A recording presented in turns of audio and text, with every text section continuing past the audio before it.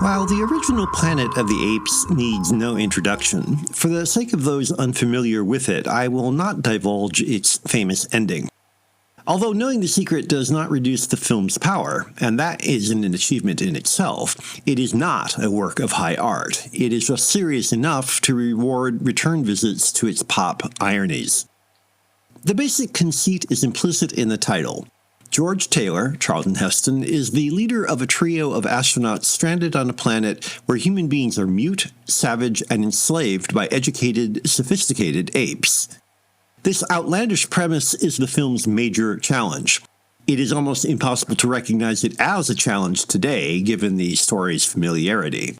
It would take very little for the situation to collapse into the giddiest camp, and to be sure, the movie skirts that possibility throughout.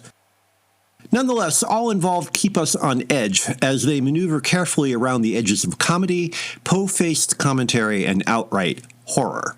The most effective cinematic moments are the early sequences as the astronauts move through a desolate landscape.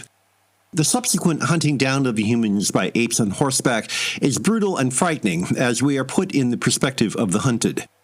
While things calm down a little, Taylor can never relax. As Heston, the actor who specialized in outsized heroes, races around to escape castration, it's clear that a purely straight reaction is not only impossible, but undesirable, even though the joke is in the service of a serious theme.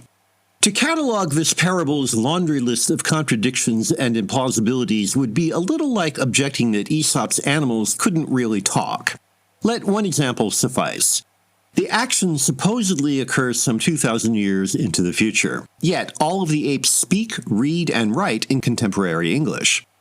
Of course, if they didn't, there wouldn't be a movie, but such gaping holes demonstrate how carefully the filmmakers have to tread to keep one step ahead of our skepticism.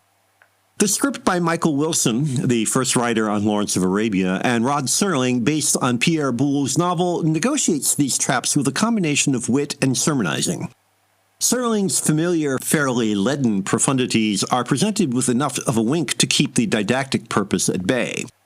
For example, moments like when a triumvirate of ape officials ignores evidence by covering their eyes, ears, and mouths in a literal expression of see no evil, hear no evil, speak no evil, are delightfully funny precisely because they are so apposite.